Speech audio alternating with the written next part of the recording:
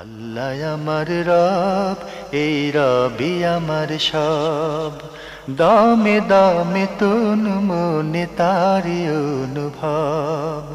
তোমার দুনিয়াতে আমি যেদিকে তাকাই, অথই নিয়ামতে ডুবে আছি সবাই।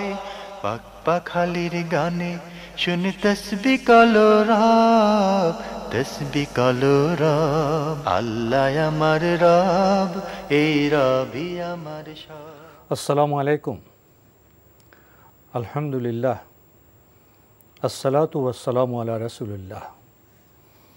প্রিয় দর্শক, আপনারা যারা দেশে আছেন প্রবাসে, সবাইকে জানাই মাহে রমজানের শুভেচ্ছা।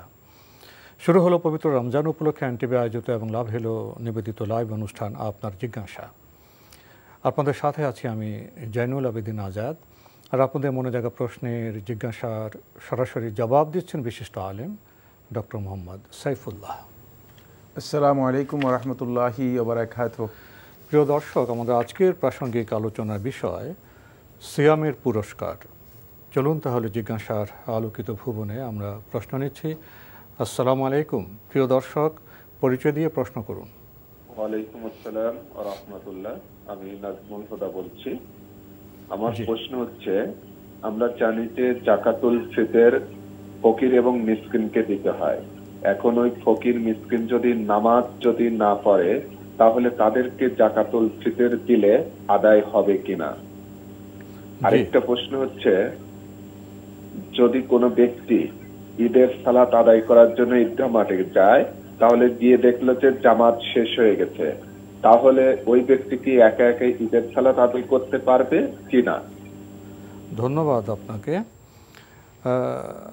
আপনি জেনেছেন যাকাতুল ফিতর ফকির মিসকিনকে দিতে হয়, কিন্তু তারা যদি নামাজ না পড়ে তাহলে কি তাদের দেওয়া যাবে?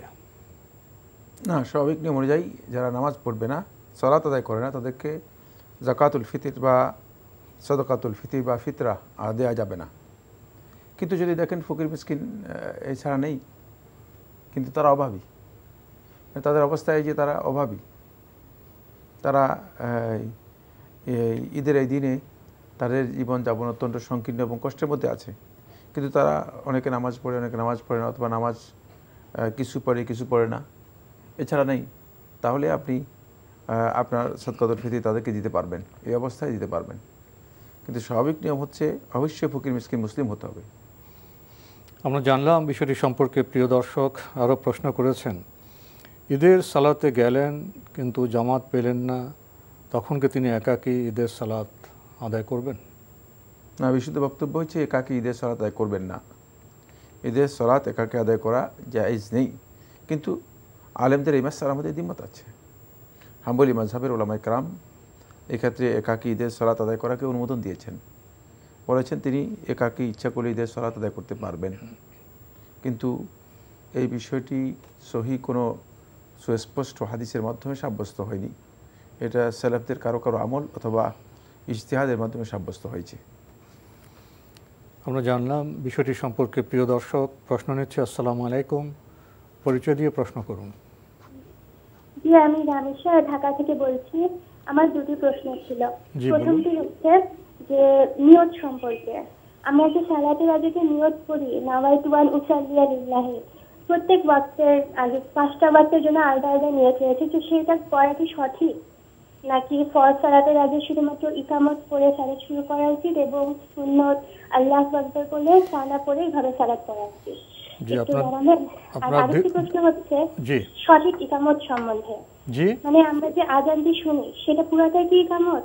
মানে শুধু হাইয়া আলাল ফালাহ এর পর কাতকামাতি সালাত দুইবার পড়তে হয়, আর বাকিটা পুরাটাই কি আজানের অনুরূপ, নাকি হচ্ছে যে লাইনগুলো 4বার বলা হয় সেটা 2বার, আর যেটা 2বার বলা হয় সেটা 1বার?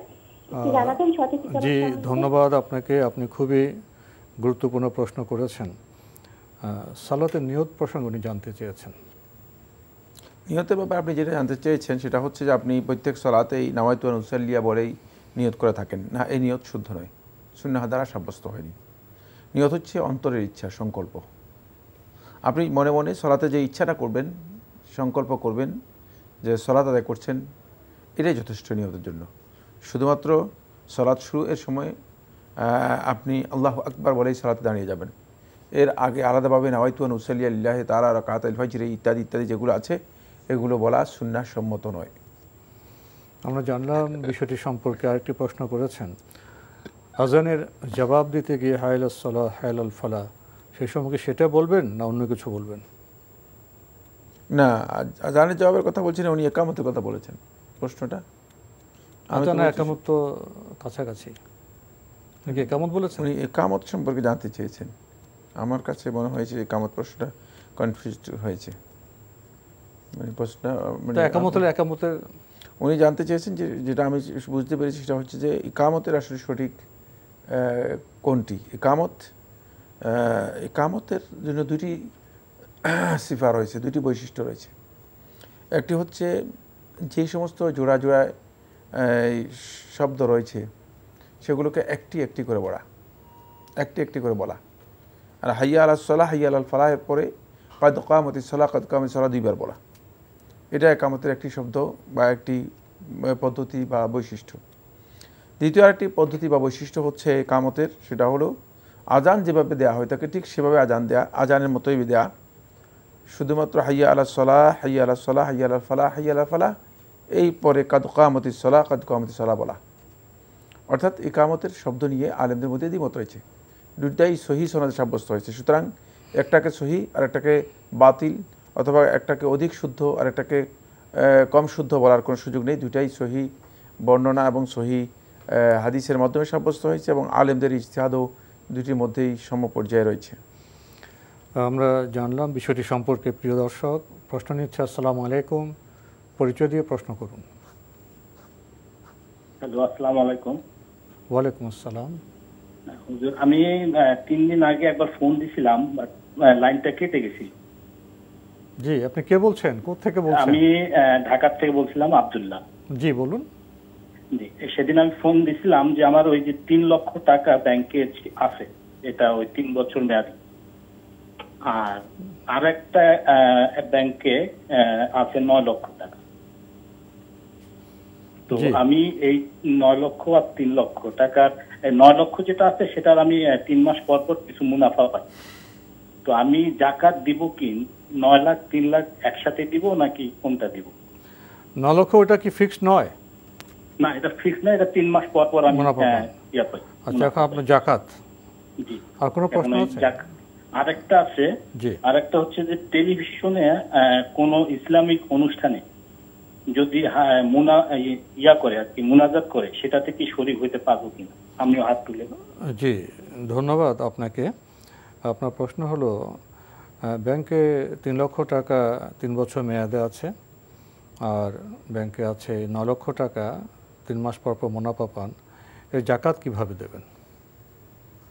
যেটা আপনার 3 বছরের মেয়াদে আছে সেটা মেয়াদ উত্তীর্ণ হওয়ার পর জাকাত দেবেন, একসাথে পরিপূর্ণ জাকাত দেবেন। আর যেটি আপনি মেয়াদ নয়, ডিপোজিট আছে কিন্তু লভ্যাংশ পাচ্ছেন, এটি আপনাকে প্রত্যেক বছরই এর জাকাত আদায় করতে হবে। প্রত্যেক বছর আপনাকে এখান থেকে জাকাত আদায় করতে হবে। আমরা জানলাম বিষয়টি সম্পর্কে। আরেকটি প্রশ্ন করেছেন, টেলিভিশনে অনেক সময় মোনাজাত করা হয়, সেই মোনাজাতে কি তিনি শরীক হতে পারবেন? না, এই ধরনের মোনাজাতে অংশগ্রহণ করা জায়েজ নেই। জি। এখন দেখা যায় আপনি ইফতারের সময় মোনাজাত করে প্রায় টিভিতেই, তো সেখানেও অংশগ্রহণ করা জায়েজ হবে না? জায়েজ নেই। জি। আমরা জানলাম বিষয়টি সম্পর্কে। প্রিয় দর্শক, প্রশ্ন নিচ্ছে। আসসালামু আলাইকুম, পরিচয় দিয়ে প্রশ্ন করুন। আমি চট্টগ্রাম থেকে বলছি। আসসালামু আলাইকুম। ওয়ালাইকুম আসসালাম। স্যার, আমার আম্মা অনেকদিন যাবৎ দুষ্টদিনের আক্রমণে দুষ্টদিন আমার আম্মাকে ডিস্টার্ব করে, এগুলো অনেকদিন পর্যন্ত অনেক কিছু। আমরা আপনাকে ঠিক স্পষ্ট শুনতে পাচ্ছেন না, আপনি একটু স্পষ্ট করে ধীরে আপনার প্রশ্নটি রিপিট করবেন? জি, আমার আম্মাকে দুষ্টদিনে ডিস্টার্ব করে অনেকদিন পর্যন্ত। দুষ্ট জিন কাকে ডিস্টার্ব করে? আমার আম্মাকে। আপনার আম্মাকে দুষ্ট জিন ডিস্টার্ব করে? আচ্ছা। হ্যাঁ জি, অনেক চিকিৎসা করছে, এটা ভালো হয় না। এখন 1 হুজুর থেকে চিকিৎসা নিচ্ছে, হুজুর বলতেছে সূরা জিন প্রতিদিন করার জন্য নিয়মিত। হুজুর কি বলতেছেন? সূরা জিন প্রতিদিন করার জন্য বলতেছে। কি পড়বেন? সূরা জিন। ও সূরা জিন, জিন জিন জি। এখন অনেক মুরব্বীরা বলতেছে সূরা জিন প্রতিদিন পড়লে নাকি মানে জিন গায়ের সাথে হয়ে যায়। এখন এটা সূরা জিন কি পড়বে নাকি পড়বে না? আর কোনো প্রশ্ন আছে? জি না, আসসালামু আলাইকুম। ধন্যবাদ আপনাকে। আপনার মাকে দুষ্ট জিন ধরেছে, তো এক হুজুর বলেছেন সূরা জিন পড়তে, এটা কি পড়বে? এর জন্য সূরাতুল জিন চিকিৎসা হিসেবে আদৌ কোনো আমল বা অভিজ্ঞতার মাধ্যমে প্রমাণিত হয়েছে আমার জানা নেই। বাকি যদি কারো কাছে প্রমাণ থাকে এর জন্য তিনি যদি বলে থাকেন তাহলে পড়া যেতে পারে, কিন্তু জিন থেকে, দুষ্ট জিন থেকে বাঁচার জন্য অন্য চিকিৎসা রয়েছে যেগুলো রাসূলুল্লাহ সাল্লাল্লাহু আলাইহি ওয়াসাল্লাম শিক্ষা দিয়েছেন, সেগুলো জানার জন্য চেষ্টা করুন অথবা কোনো আলেমের কাছ থেকে জেনে নিন। কিন্তু সূরাতুল জিন নিয়মিত পড়লে যে দুষ্ট জিন থেকে বাঁচা যাবে অথবা দুষ্ট জিনের প্রভাব আসার থেকে নিজেকে রক্ষা করা যাবে, এই মর্মে কারো অভিজ্ঞতা অথবা আমল সাব্যস্ত হয়েছে আমার জানা নেই। আমরা জানলাম বিষয়টি সম্পর্কে। প্রিয় দর্শক, প্রশ্ন নিচ্ছে। আসসালামু আলাইকুম, পরিচয় দিয়ে প্রশ্ন করুন। জি, আসসালামু আলাইকুম। ওয়ালাইকুম আসসালাম ওয়া রাহমাতুল্লাহি ওয়া বারাকাতুহু। জি, কে বলছেন? আমার দুইটা প্রশ্ন। কে বলছেন, কোথা থেকে বলছেন? জি, আমি ঢাকা থেকে আবুল বশর হাওলাদার বলছিলাম। হাওলাদার ভাই বলুন। জি, আমার প্রথম প্রশ্ন হলো যে সেজদায় ওই যে তারাবিতে যে আমরা নামাজ পড়ি, খতম তারাবি, জি, ইমাম সাহেব সেজদা ওই আয়াত সেজদা ভুলে গেলে পরে এই সেজদাটা আমরা কিভাবে দিব? ইমাম সাহেব কি করলেন সেজদায়? আয়াতের যে সেজদা আছে না, আয়াতের যে সেজদা, ওই সেজদাটা উনি ভুলে গেছেন, সেজদা দেননি।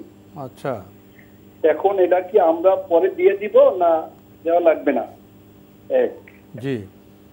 আর দ্বিতীয় প্রশ্ন হলো, আজকে তারাবিতে আমাদের মসজিদে এই আপনার বেতের নামাজের সময় উনি যে আলাদা একটা তাকবীর দেওয়া হয়, ওই তাকবীরটা না দিয়ে উনি রুকুতে চলে গেছেন। জি। রুকুতে চলে যাওয়ার পরে উনি নামাজ কমপ্লিট করছেন, সালাম দুদিকে ফিরাই ফেলছেন। জি। পিছন থেকে ইমাম, মেইন যে ইমাম সাহেব, উনি তাকবীর দিয়ে আল্লাহু আকবার পরে উনি তাকবীর দিয়ে সিজদায় চলে গেছেন। জি। এটা কি সহি নাকি, এটা আমি জানতে চাচ্ছিলাম।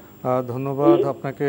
আপনি তো আপনাদের নামাজের কিছু ত্রুটির কথা তুলে ধরলেন। ইমাম সাহেবের সাথে আলাপ প্রশ্নে কিনা আমরা জানি না, তো উনি বলছেন যে তারাবিতে সেজদার আয়াত দিতে ভুলে গেছেন। এখন ওনারা কি এটা পরে দেবেন? হ্যাঁ, পরে দিতেও পারেন। পরে যদি আপনি সিজদার আয়াত যদি কোনো কারণে না দিয়ে থাকেন তাহলে পরে যদি আদায় করেন আদায় হয়ে যাবে ইনশাল্লাহ। কিন্তু সিজদার আয়াত তেলাওয়াতের সময় দেওয়াটাই হচ্ছে সুন্নাহ। যদি কোনো কারণে ডিলে হয়ে যায় এর জন্য কাজা নেই। এটা মানে এমন না যেটা ফরজ, যে বাধ্যতামূলক কাজা করতে হবে। কিন্তু তারপরে যদি কেউ মনে করেন যে আমি একটা সিজদা আমার ছুটে গিয়েছে, আল্লাহ রাব্বুল আলামিনের সন্তুষ্টির জন্য সেই সিজদাটুকু দিয়ে দেন, তাহলে দিতে পারবেন।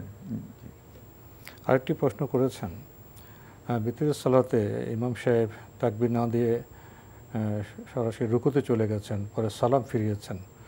এখন ওনাদের কিছু করণীয় আছে? না, কিছু করণীয় নেই, সালাত হয়ে গিয়েছে। কি জানতে চেয়েছেন এখানে? উনি যেভাবে বলেছেন, জি, ভিতরে তাকবীর না দিয়ে রুকুতে চলে গেছেন। তাকবীর বলতে কি বোঝাচ্ছে? এটুকুই বলেছেন উনি, আর তো বলেননি। তাকবীর বলতে আমার মনে হয় বুঝাচ্ছেন যেটা, সেটা হলো ওই যে ভিতরের সালাতের জন্য যেই মানে উল্টা তাকবীর যেটাকে বলে। জি, মানে এই জন্য এই ভাইয়ের বক্তব্য আর স্পষ্ট হলে ভালো হতো। সম্ভবত সেটাই বুঝিয়েছেন। হ্যাঁ, এতে আর কিছুই হবে না। জি, সালাত হয়ে যাবে। সালাত হয়ে যাবে। আমরা জানলাম বিষয়টি সম্পর্কে। প্রিয় দর্শক, আমাদের আজকের প্রাসঙ্গিক আলোচনার বিষয় সিয়ামের পুরস্কার।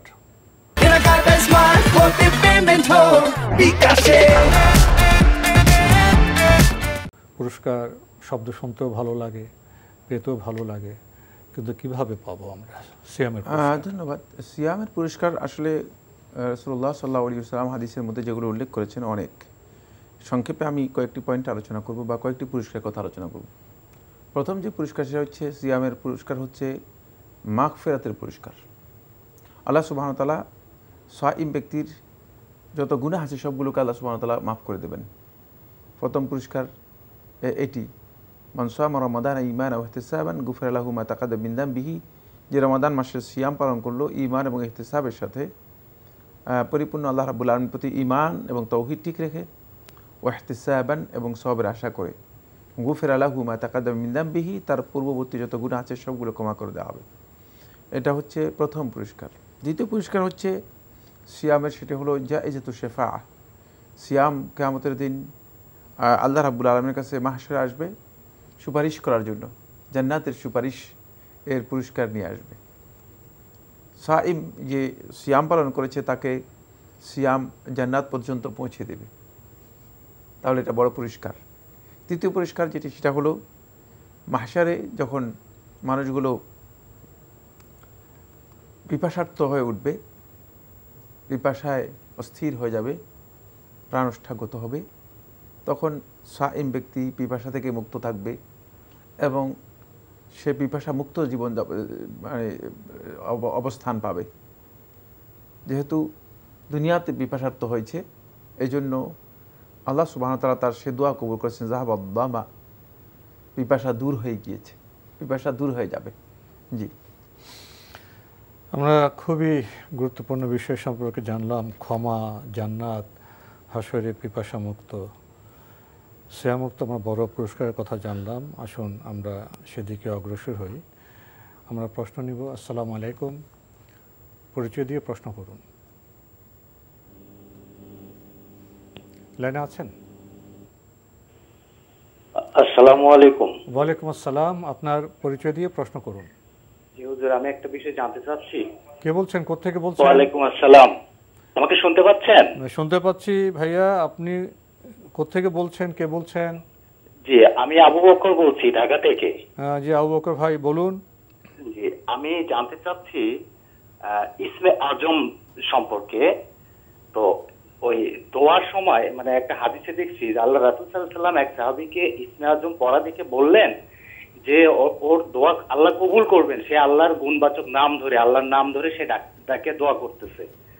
তো আমি এটা সম্পর্কে জানতে চাচ্ছি যে আমরা নামাজের শেষ বইটাকে অনেক দোয়া করি, অথবা ওই বেতের সালাতের সময় যখন আমরা দোয়া কুনুত পড়ি তার আগে বা পরে আমি এই ইসমে আজমটা পড়তে পারবো কিনা?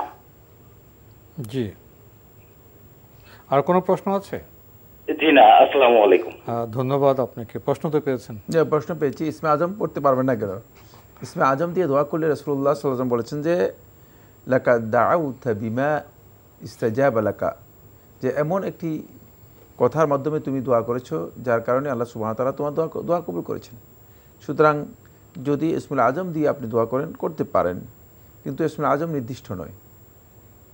এখানে অনেক দীর্ঘ বক্তব্য রয়েছে।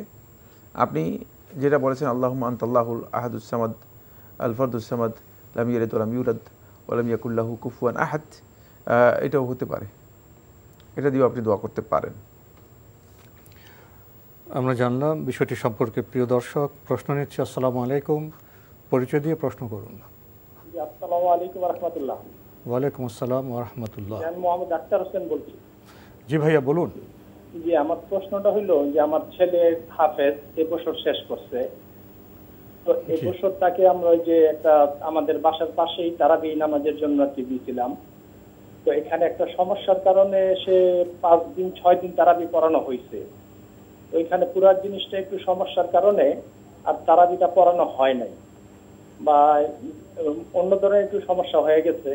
সে যদি এখন বাসায় তারাবি পড়ে বা তার মা আছে, তার মার সাথে যদি পড়ে, তাহলে এটা কি আপনার ঠিক হবে কিনা, বা সে এই জিনিসটা যদি কন্টিনিউ করে বাকি রোজার দিন? এটাই আর কি আমার। ধন্যবাদ আপনাকে। আপনার ছেলে নতুন হাফেজ হয়েছে, বাসার পাশে তারাবি সালাত পড়াচ্ছিল, 5-6 দিন পড়েছে, সমস্যার কারণে বন্ধ। এখন আপনার ছেলে কি মায়ের সাথে তারাবি কন্টিনিউ করতে পারবে? হ্যাঁ, পড়তে কোনো অসুবিধা নেই। তারাবির সালাত তো নফল সালাত, তারাবির সালাতে সে ইমামতি করে পড়তে পারবে এবং তার কোরআনও তেলাওয়াত করতে পারবে। জি, আমরা জানলাম বিষয়টি সম্পর্কে। প্রিয় দর্শক, প্রশ্ন নিচ্ছে। আসসালামু আলাইকুম, পরিচয় দিয়ে প্রশ্ন করুন। লাইনে আছেন? জি জি, লাইনে আছি। আসসালামু আলাইকুম। ওয়ালাইকুম আসসালাম, আপনার পরিচয় দিয়ে প্রশ্ন করুন। আমি বলছি, আপনারা ভালো আছেন হুজুর? জি আলহামদুলিল্লাহ। আমি বলতেছি ইকরামুল হক। জি, অমনডাঙ্গা গাইবান্ধা থেকে। জি বলুন। আমার আজকে দ্বিতীয় প্রশ্ন হুজুর, মুয়াজ্জিন সাহেব যখন আজান দেয়, হ্যাঁ, জি, এই যে আজানে যদি আমি জব সল না দিই, এতে আমার কোনো গুনাহ হবে?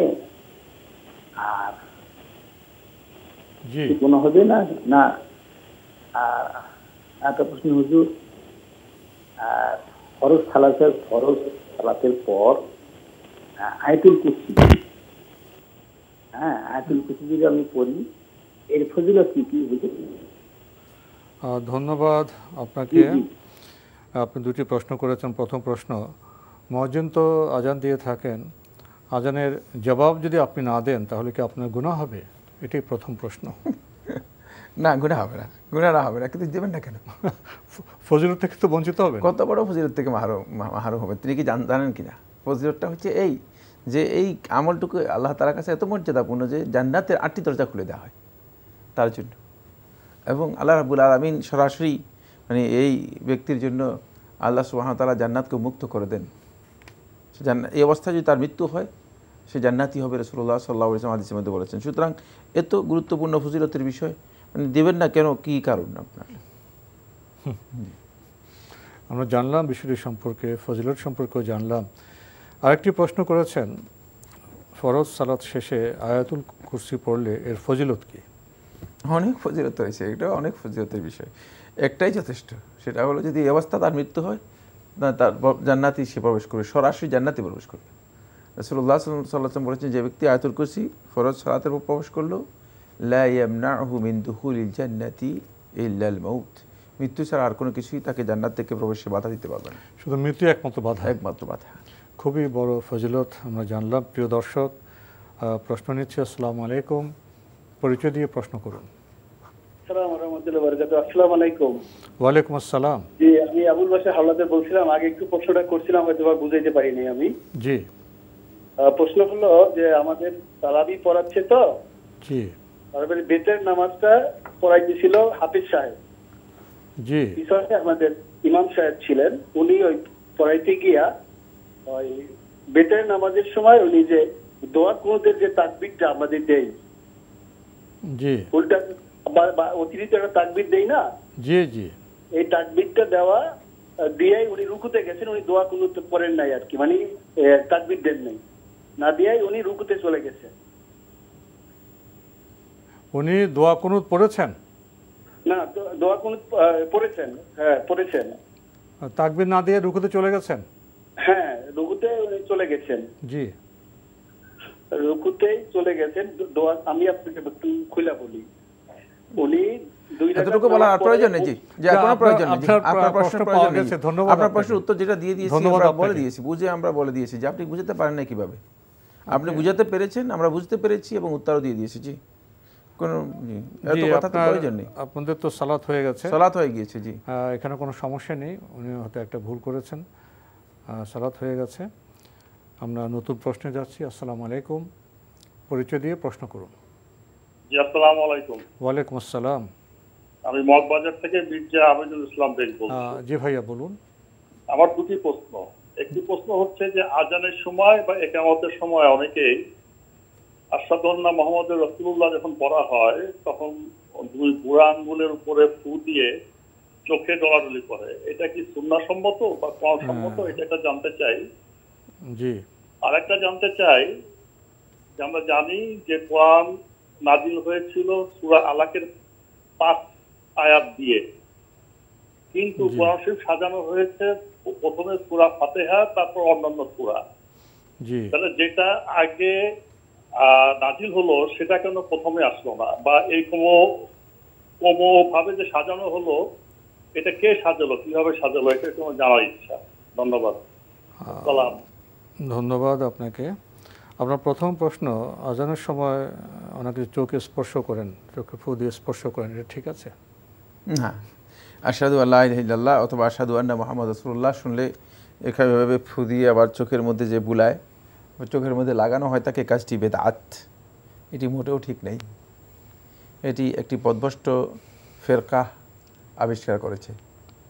সুতরাং এই বেদাতি আমল মোটেও গ্রহণযোগ্য নয়। এই মর্মে কোনো সহি রিওয়ায়াত পাওয়া যায় না এবং সহি কোনো বক্তব্যই নেই। যে কথাটি উল্লেখ করা হয় থাকে আবু বকর রাদিয়াল্লাহু আনহু থেকে, সেটি মিথ্যা। আরেকটি প্রশ্ন করেছেন, আপনি জেনেছেন যে পবিত্র কোরআনে যেভাবে সাজানো হয়েছে সূরা ফাতিহা দিয়ে, আপনি জেনেছেন যে প্রথম তো সূরা নাজিল হয়েছিল সূরা আলাকের প্রথম 5 আয়াত, তো এইভাবে সাজানো হলো কেন? প্রথম নাজিলকৃত আয়াতকে পড়ে নেওয়া কেন হলো, আর কে এইভাবে সাজালেন? ধন্যবাদ আপনাকে। কোরআন কারীম আপনি জানেন না মনে হয়, কোরআন কারীম কিন্তু আয়াতগুলো নাজিল হয়েছে বিভিন্ন প্রেক্ষাপটে, বিভিন্ন অবস্থায়। সুতরাং এর নাজিলের প্রত্যেকটি অবস্থান এবং অবস্থা ভিন্ন ভিন্ন, কিন্তু যখনই নাজিল হতো তখনই আল্লাহ রাসূল সাল্লাল্লাহু আলাইহি ওয়াসাল্লামকে জিবরিল আমিন আলাইহিস সালাম বলে দিতেন যে এই আয়াতগুলো মানে এই সূরার মধ্যে যাবে, এই আয়াতগুলো অমুক জায়গায় যাবে। রাসূলুল্লাহ সাল্লাল্লাহু আলাইহি ওয়াসাল্লাম সেভাবেই সাহাবায়ে কেরাম যারা লিখেছেন তাদেরকে লিখতে বলেছেন, মানে গ্রন্থনার নির্দেশ দেওয়া আছে। জি, ফলে রাসূলুল্লাহ সাল্লাল্লাহু আলাইহি ওয়াসাল্লাম আবার মিলাতেন, জিবরিল আমিন রাসূল সাল্লাল্লাহু আলাইহি ওয়াসাল্লামকে শোনাতেন, রাসূলুল্লাহ সাল্লাল্লাহু আলাইহি ওয়াসাল্লাম আবার মিলাতেন। এই কারণেই প্রত্যেক রমাদান মাসে আল্লাহ রাসূল সাল্লাল্লাহু আলাইহি ওয়াসাল্লামের কাছে আবার জিবরিল আমিন একবার আসতেন, এসে জিবরিল আমিন আলাইহিস সালাম পুরো কোরআন মিলাই দিতেন, এবং জিবরিল আমিন নিজেও রাসূল সাল্লাল্লাহু পড়ে শোনাতেন, আর রাসূল সাল্লাল্লাহু আলাইহি ওয়াসাল্লাম জিবরিল আমিনকে পড়ে শোনাতেন। এটা সরাসরি আল্লাহ রাব্বুল আলামিনের পক্ষ থেকে এইভাবে কোরআনে কারীমকে তরতিব দেওয়া হয়েছে। জি, আর কার সময় সাজানো হয়েছে এটা?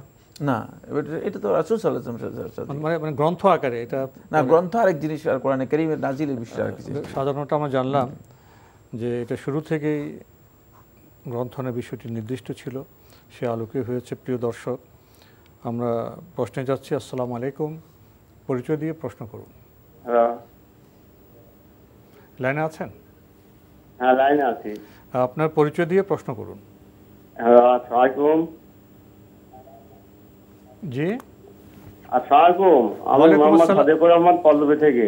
জি, বলুন ভাইয়া, বলুন। ওই আমাদের মসজিদে ইমাম সাহেব প্রতি শুক্রবারে, জি হ্যাঁ, আমাদের ইমাম সাহেব প্রতি শুক্রবারে জি ফজর নামাজে প্রথম রাকাতে সূরাতুল সিজদা পাঠ করেন। উনি কি পাঠ করতে পারেন? প্রথম রাকাতে কি পড়েন?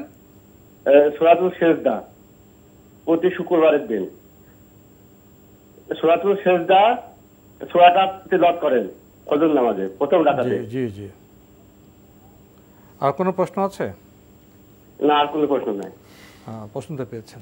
জি, ফজরের সালাতে শুক্রবারে নয়, এটা হলো শুক্রবার মানে রাতে, শুক্রবার রাতে, মানে শুক্রবারের দিনের আগে যে রাতটা আছে শুক্রবারের রাতে সূরাতুস সাজদা এবং সূরাত আদ-দাহর অথবা সূরাতুল ইনসান তেলাওয়াত করা সুন্নাহ। সুতরাং কেউ যদি পড়েন তিনি পড়তে পারেন, হাদিস দ্বারা প্রমাণিত হয়েছে। আমরা জানলাম বিষয়টি সম্পর্কে। প্রিয় দর্শক, প্রশ্ন নিচ্ছে। আসসালামু আলাইকুম, পরিচয় দিয়ে প্রশ্ন করুন। আসসালামু আলাইকুম। ওয়ালাইকুম আসসালাম। আমি বলছিলাম আমিন বাজারতে। জি, কে বলছেন? রাশেদ বলছিলাম। হ্যাঁ, বলুন। এই যে রমজান মাসে যদি কবরে গিয়ে দোয়া করি, দোয়া করি, ঠিক ঠিক আছে না? রমজান মাসে আমরা কবরে গিয়ে যে দোয়া করি, হ্যাঁ, এটা ঠিক কি না? ঠিক কি না? আর কোনো প্রশ্ন আছে? জি না, এটাই। ধন্যবাদ আপনাকে, প্রশ্ন তো পেয়েছেন। রমাদান মাসে কবরে গিয়ে দোয়া করেন, এর ফরম্যাটটা কেমন? সুরটা কি, দৃশ্যটা কি? যদি এটাকে একটা আনুষ্ঠানিকতা পরিণত করা হয় তাকে, তাহলে এটি বিদআত হবে। আর যদি এমনি আপনি রমাদান মাসে মনে করলেন যে কবরের পাশ দিয়ে গেলেন আর কবরবাসীর জন্য দোয়া করলেন, করতে পারেন, কিন্তু এটাকে সুরত যদি এমন হয়, এটাকে একটা আনুষ্ঠানিকতা, আসেন সবাই মিলে আমরা কবরে যাই, দলবল নিয়ে যাই। হ্যাঁ, অনেক সময় দেখা যায় যে বিভিন্ন টাইমে যায়, যেমন 27 তারিখে যায় অথবা 21 তারিখে যায়, মানে একটা নির্দিষ্ট টাইম নির্ধারণ করে নেই এবং সবাই মিলে একসাথে হয়ে যায়, মনে করে যে মানে এই যাওয়াটা একটা মানে রমাদান মাসে কবরবাসীকে একটা সওগাত দেওয়ার মতো, এবং এটাকে ইবাদত মনে করে আনুষ্ঠানিকতায় রূপান্তরিত করা হয় থাকে। মূলত ইবাদতগুলো আনুষ্ঠানিকতায় রূপান্তরিত করলে ইবাদত সেখানে বেদাত হয়ে যাওয়ার সমূহ সম্ভাবনা রয়েছে এবং এটি জায়েজ হবে না। কিন্তু এমনি আপনি গেলেন, জিয়ারত করলেন, কবর জিয়ারত স্বাভাবিকভাবে গেলেন, কোথাও মানে কবরের স্থান দিয়ে অতিক্রম করলেন, জিয়ারত করলেন, এটি একেবারেই সাধারণ বিষয় এবং জায়েজ, কোনো সন্দেহ নেই। টাকাটাই স্মার্ট হতে পেমেন্ট হোক বিকাশে। আমরা প্রশ্ন নিচ্ছি। আসসালামু আলাইকুম, পরিচয় দিয়ে প্রশ্ন করুন। লাইনে আছেন? আসসালামু আলাইকুম। ওয়ালাইকুম আসসালাম। আমি আমদাদ মিরপুর থেকে। জি ভাইয়া বলুন। জি আমি বলুন। আমার প্রথম প্রশ্ন হচ্ছে কিয়ামুল লাইলে, তারাবি আর হচ্ছে গিয়া তাহাজ্জুদ, এই তিনটা নামাজ কি আলাদা আলাদা নাকি? জি, আর কোনো প্রশ্ন আছে? হ্যাঁ, আরেকটা প্রশ্ন আছে। এই যে তারাবির নামাজ পড়তে যায় দেখা যায় যে আমি ওই দোয়া মাসুরা পড়ার আগে ইমাম সাহেব সালাম ফিরা ফেলায়, জি, তখন আমার কি করা উচিত? ধন্যবাদ আপনাকে। আপনার প্রথম প্রশ্ন, কিয়ামুল লাইল, তাহাজ্জুদ, তারাবি, এই তিনটা কি একই নামাজ? হ্যাঁ, তিনটা একই নামাজ, তিনটার কোনো আলাদা কোনো ভিন্ন কোনো কিছুই নেই। কিয়ামুল লাইল অর্থাৎ রাত্র জেগে যে ইবাদত করা হয় সেটি রাতের নামাজ। তাহাজ্জুদ ঘুম থেকে জাগ্রত হওয়ার পর যেটা পড়া হয় তাকে সেটি। তারাবি হচ্ছে এটাও রমাদান মাসে যেই রাত্র জেগে ইবাদত করা হয় সেটাই। তিনটা মূলত একই জিনিস, একই কথা, শুধুমাত্র মানে কালান্তরের কারণে অথবা স্থানের কারণে নামের চেঞ্জ হয়েছে আর কি, নামের প্রেক্ষাপট এর কারণে নামের চেঞ্জ হয়েছে, বাকি তিনটে একই সালাত, একই অর্থ। জি, তারাবি তো আমরা পড়ি রাতের প্রথম ভাগে, আমাদের দেশে তারাবি রাতের প্রথম ভাগে পড়ি। প্রথম ভাগে পড়তে পারে, শেষ ভাগে পড়তে পারে, কোনো অসুবিধা নেই। আমরা জানলাম বিষয়টি সম্পর্কে। প্রিয় দর্শক, একটি প্রশ্ন করেছেন তারাবি সালাতে আপনি দোয়া মাসুরা পড়ার আগেই ইমাম সাহেব সালাম ফিরিয়ে ফেলেন, কি করবেন? ইমাম সাহেবের সাথে সালাম ফিরাবেন, আপনিও সালাম ফিরাবেন। ইমাম সাহেব অনুসরণ করতে বলা হয়েছে, সুতরাং ইমাম যদি সালাম ফিরায় আপনিও সালাম ফিরাবেন। সেক্ষেত্রে দোয়া মাসুরা ইমামের সাথে শেষ করার জন্য চেষ্টা করবেন। না পারলে ওখানে শেষ, না পারলে যতটুকু পেরেছেন ততটুকু শেষ। আপনি ইমামের সাথে সালাম ফিরাবেন, ডিলে করতে পারবেন না। আমরা জানলাম বিষয়টি সম্পর্কে। প্রিয় দর্শক, প্রশ্ন নিচ্ছে। আসসালামু আলাইকুম, পরিচয় দিয়ে প্রশ্ন করুন। লাইনে আছেন? জি আছি, লাইনে আছি। যে আপনার পরিচয় দিয়ে প্রশ্ন করুন। জি, আসসালামু আলাইকুম। ওয়ালাইকুম আসসালাম। আমি মিরপুর 10 থেকে বলতেছিলাম, জেসমিন আক্তার। জি, আমার প্রশ্ন হচ্ছে যাকাত নিয়ে, যে একটা মনে করেন কোম্পানিতে একটা দুর্ঘটনা ঘটছিল, কারেন্টে একটা লোক মারা গেছে। ওই কোম্পানিরা মানে ওনাদেরকে যে দিচ্ছে, প্রফিটটা দিচ্ছে, তাদের জরিমানা, এটা আর কি যাকাতের টাকাটা দিয়ে জরিমানাটা দেওয়া যাবে কিনা? আরো 3-4 মাস আগের, 5 মাস আগের ঘটনা, মানে যাকাতের টাকাটা ওই জরিমানাটা দেওয়া যাবে কিনা? আপনার কোম্পানির দুর্ঘটনা হলো, এক লোক মারা গেছে, তার ইন্তেকালের কারণে তাকে ক্ষতিপূরণ দেওয়া হয়েছে না? হ্যাঁ হ্যাঁ হ্যাঁ, ক্ষতিপূরণটা কি যাকাতের টাকা দিয়ে দেওয়া যায়? ও, ক্ষতিপূরণ জাকাতের টাকা দিয়ে? জি। আর কোনো প্রশ্ন আছে? না, আপাতত এখন নাই। জি, ধন্যবাদ আপনাকে, ধন্যবাদ আপনাকে। জাকাতের অর্থ দিয়ে কি ক্ষতিপূরণ পরিশোধ করা যাবে? না, জাকাতের অর্থ দিয়ে এই ব্যক্তির ক্ষতিপূরণ দিতে পারবেন না। জাকাত এর খাত নির্দিষ্ট। কোরআনে কারীমে সূরা আত-তাওবার 60 নম্বর আয়াতে আল্লাহ সুবহানাহু ওয়া তাআলা নির্দিষ্ট করে দিয়েছেন। সুতরাং কোনো ব্যক্তির জরিমানা, ক্ষতিপূরণ অথবা লোন, এগুলো জাকাতের টাকা দিয়ে তিনি পরিশোধ করতে পারবেন না। জাকাতের টাকা দিয়ে এটি করা জায়েজ নেই।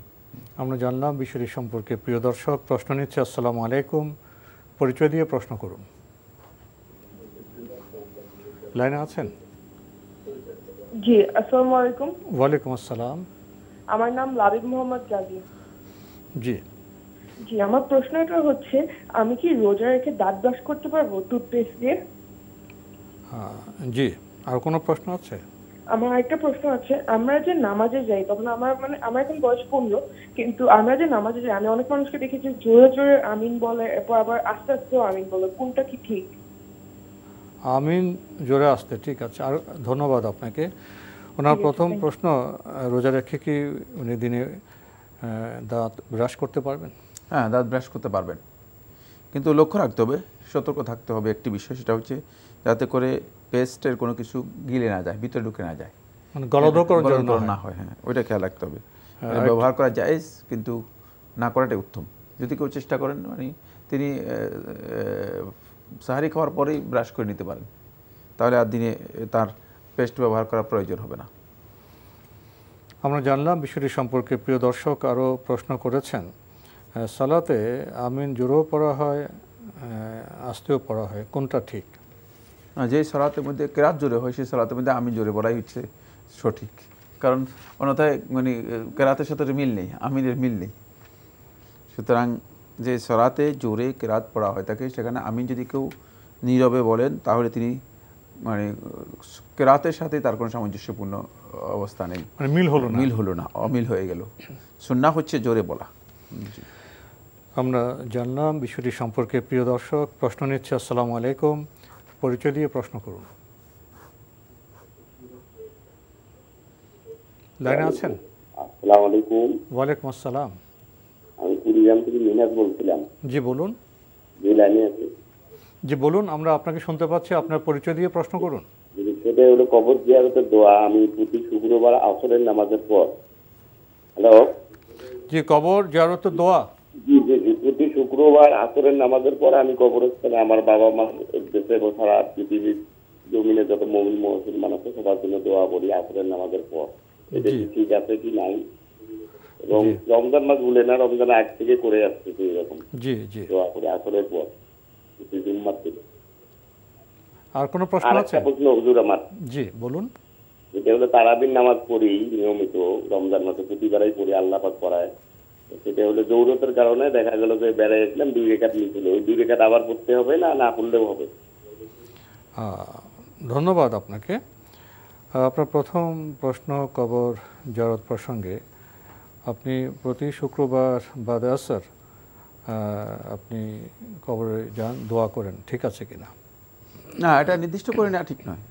আপনি যেতে পারেন, আপনি অনির্দিষ্ট কোনো অসুবিধা নেই, কিন্তু প্রত্যেক শুক্রবারে আসরের পরে যাবেন যদি নির্দিষ্ট করে নেন, মানে সে একটা বিধানের মতো হয়ে গেল, নিয়মিত করে নিলেন।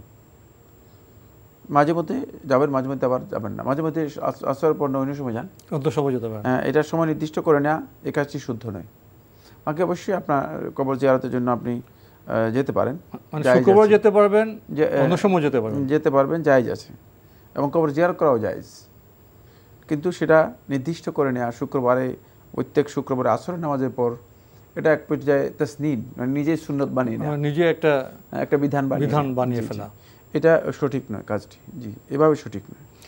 নিজে বিধান না বানিয়ে আপনি শুক্রবারও যেতে পারেন, আসরেও যেতে পারেন, অন্য দিনও যেতে পারেন, এভাবে যান, সেটাই বোধহয় শুদ্ধ হবে। প্রিয় দর্শক আরেকটি প্রশ্ন করেছেন, তারাবির সালাতে যদি মিস হয়ে যায় 2 রাকাত, সেটাকে আবার পড়তে হবে না, না পড়লেও চলবে?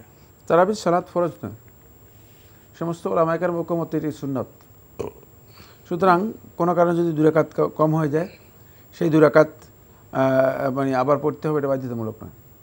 কিন্তু আপনি যদি মনে করেন যে না, আমি আরও 2 রাকাত পড়ে নিব, পড়তেও পারবেন। 2 রাকাত নয়, আরও 4 রাকাত পড়ে নেবেন, তাও পারবেন, বেশিও পড়তে পারবেন। তারাবির সালাতের মধ্যে 2 রাকাত করে যতটুকু পারেন ততটুকু পড়তে পারবেন। সুতরাং আপনার যদি সুযোগ থাকে, স্কোপ থাকে, তাহলে আরও 2 রাকাতও পড়ে নিতে পারবেন। আমরা জানলাম বিষয়টি সম্পর্কে। প্রিয় দর্শক প্রশ্ন নিচ্ছে। আসসালামু আলাইকুম, পরিচয় দিয়ে প্রশ্ন করুন। ওয়ালাইকুম আসসালাম ওয়া রাহমাতুল্লাহ। আমি রাজশাহী থেকে বলছি। আমার প্রশ্নটা হচ্ছে, সাইফুল্লাহ হুজুর বলেছিলেন যে পানি অথবা খেজুর দ্বারা ইফতার করলে ওটা সুন্নাহ। আমার প্রশ্নটা হচ্ছে, পানি বা শরবত তো পানি জাতীয়, যদি আমরা তো শরবত তৈরি করি, এখন শরবত দিয়ে কি করলে ওটা কি সুন্নাহ আদায় হবে কিনা? আর খেজুর কি প্রথমে খাওয়া সুন্নাহ, নাকি আইটেমের মধ্যে থাকলে পরে খেলেও সুন্নাত আদায় হবে? এটাই আমার জানার বিষয়। ধন্যবাদ আপনাকে। ঠিকই বলেছেন। আমরা ইফতারের ক্রম বলেছিলাম, প্রথমে বলেছিলাম যে উত্তম হলো প্রথমে কাঁচা পাকা খেজুর, না পেলে মিষ্টি খেজুর, তাও না পেলে পানি দিয়ে। আপনি সেই প্রশ্নটা আবার করেছেন, শরবত খেলে হবে কিনা পানির বদলে? না, পানি আর শরবত এক জিনিস নয়। আমরা যেটা বলেছি একটু খেয়াল রাখতে হবে, মানে এটাই সুন্নাহ হচ্ছে ওইটাই অনুসরণ করা। পানি আর শরবত একই জিনিস নয়। শরবতের যে ইফেক্ট, পানি সেটা একটা জিনিস হবে না। শরবতের মধ্যে সুগার রয়েছে অনেক বেশি। আর নবী সাল্লাল্লাহু আলাইহি ওয়াসাল্লাম এখানে শুরুতেই যে জিনিসগুলো নিতেন সেগুলো স্বাস্থ্যের দিকে খেয়াল রয়েছে। সুন্নাহর মধ্যে মানুষের জন্য নাফা, কল্যাণ আছে, উপকারিতা আছে। এই কারণে বিষয়গুলো সুন্নাহ অনুযায়ী যদি কেউ করেন তাহলে তিনি যেভাবে বলেছি আমরা সেভাবে করলে সুন্নাহ আদায় হবে। কিন্তু আমি কথা বলছি না যে শরবত আপনি নেবেন না, শরবত আপনি পান করতে পারেন, কোনো অসুবিধা নেই। একটু পানি নিয়ে তারপরে শরবত নিতে পারেন, কিন্তু সেক্ষেত্রে পানি দিয়ে শুরু করতে হবে। যদি আপনি দেখেন যে পাচ্ছেন না খেজুর বা এই কাঁচা পাকা খেজুর, আপনি শুধুমাত্র পানি আছে, তাহলে পানি দিয়ে শুরু করবেন, পানি দিয়ে শুরু করে পরে শরবত খেলেন। হ্যাঁ জি, আশা করি এবার বিষয়টি আপনার কাছে স্পষ্ট হয়েছে। প্রিয় দর্শক, প্রশ্ন নিচ্ছে। আসসালামু আলাইকুম, পরিচয় দিয়ে প্রশ্ন করুন। লাইনে আছেন? জি জি জি, আসসালামু আলাইকুম। ওয়ালাইকুম আসসালাম। আমি আবার বলতেছি ইকরামুল হক, জি, আমনডাঙ্গা গাইবান্ধা থেকে। বলুন। প্রশ্ন হচ্ছে, আচ্ছা হুজুর, এটা কতটা সম্মত যে রমজান মাসে কবরবাসী কবর আযাব মাফ করে দেওয়া হয়, এটা কতটা ঠিক? ধন্যবাদ আপনাকে। আপনি জেনেছেন যে রমজানে কবরবাসীর আযাব মাফ হয়ে যায়, এটা কি ঠিক? কবরবাসীর কবর আযাব মাফ করে দেওয়া হয়, এটা গায়েবের সাথে জড়িত বিষয়, এমন কোনো হাদিস আসেনি। কেউ কেউ একটি হাদিস থেকে আন্দাজ করেছেন, কিন্তু তাদের এই বিষয়টি স্পষ্ট নয় যে মুগাইয়াবাতের ব্যাপারে, মানে অদৃশ্য জ্ঞানের বিষয়ে, গায়েবের বিষয়ে কিয়াস বৈধ নয়, কিয়াস করে বলার সুযোগ নেই। সুতরাং এ কথা বলা উচিত নয় যে কবরবাসীর কবর আযাব রমাদান মাসে বন্ধ করে দেওয়া হয় তাকে। এর সুস্পষ্ট কোনো নস নেই। কোনো নসের উপর বা কোনো দলিলের উপর ভিত্তি করে আন্দাজ করা অথবা কিয়াস করে বলা এখানে বৈধ নয়, সঙ্গত নয়। তাই এ কথা শুদ্ধ নয়, এ কথা শুদ্ধ নয়। তো আজকে আমাদের এখানেই শেষ করতে হচ্ছে। আপনাকে অনেক ধন্যবাদ। আপনাকে অনেক ধন্যবাদ। প্রিয় দর্শক, আমরা তো রাত জেগে আপনাদের প্রশ্ন পেলাম। আপনারা রমজানের এই গুরুত্বপূর্ণ রাতে ইসলাম সম্পর্কে জানতে চেয়েছেন, বিষয়গুলোকে শুদ্ধ করতে চেয়েছেন। আমরা দোয়া করি আপনাদের এই প্রয়াস সার্থক হোক, সুন্দর হোক। আপনারা আমাদের অনুষ্ঠান এনটিভি অনলাইনেও দেখতে পারবেন, ভিজিট করুন www.ntvbd.com। এছাড়া ইউটিউবে এবং আমাদের ভেরিফাইড ফেসবুক পেজেও অনুষ্ঠান দেখতে পারবেন। দেখা হবে ইনশাল্লাহ আগামীকাল একই সময়ে। প্রিয় দর্শক, মহান আল্লাহ আমাদের সবাইকে নিরাপদে রাখুন শান্তিতে। আসসালামু আলাইকুম। আল্লাহ আমার রব, এই রবি আমার সব, দামে দামে তুন মনে তারি অনুভব। আল্লাহ আমার রব, এই রবি আমার সব। কেনাকাটায় স্মার্ট হতে পেমেন্ট হোক বিকাশে।